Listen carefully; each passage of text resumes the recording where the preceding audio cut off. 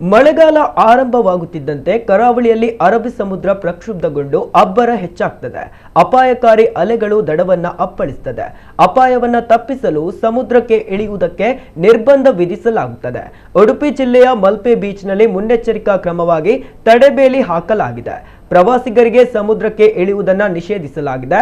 ಸದ್ಯ ಬರುವ ಸಮುದ್ರ ಅಲೆಗಳ ಜೊತೆಗೆ ಕಾಲ ಕಳೆಯುವುದಕ್ಕೂ ಬರುವ ಪ್ರವಾಸಿಗರಿಗೆ ನಿರಾಸೆಯಾಗಿದೆ. ಸಮುದ್ರ ತೀರದ ಬಳಿ ಸುಮಾರು 1 ಕಿಲೋಮೀಟರ್ ಉದ್ದಕ್ಕೂ 10 ಅಡಿ ಎತ್ತರದ ತಡೆಬೇಲಿ ಅಳವಡಿಸಲಾಗಿದೆ. ಫಿಶ್ ನೆಟ್ ಬಳಸಿ ಸುಮಾರು 10 ಅಡಿ ಎತ್ತರದ ತಡೆಬೇಲಿ ನಿರ್ಮಿಸಲಾಗಿದೆ. ಸಮುದ್ರದ ದಂಡೆಯುದ್ದಕ್ಕೂ ಅಪಾಯ ಸೂಚಕ ಬಾವುಟಗಳನ್ನು ಹಾಕಲಾಗಿದೆ. ಎಚ್ಚರಿಕೆ ಫಲಕಗಳನ್ನು ಕೂಡ ಅಳವಡಿಸಲಾಗಿದೆ.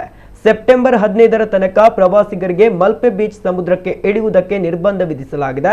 ತಡೆಬೇಲಿ ಹಾಕುವುದರ ಜೊತೆಗೆ ಟೂರಿಸ್ಟ್ ಪೊಲೀಸ್, ಲೈಫ್ ಗಾರ್ಡ್ಗಳು, ಪೊಲೀಸ್ ಹೋಮ್ ಗಾರ್ಡ್ ಕೂಡ ಪ್ರವಾಸಿಗರು ಸಮುದ್ರಕ್ಕೆ ಇಳಿಯದಂತೆ ಕಣ್ಗಾವಲು ಇಟ್ಟಿದ್ದಾರೆ.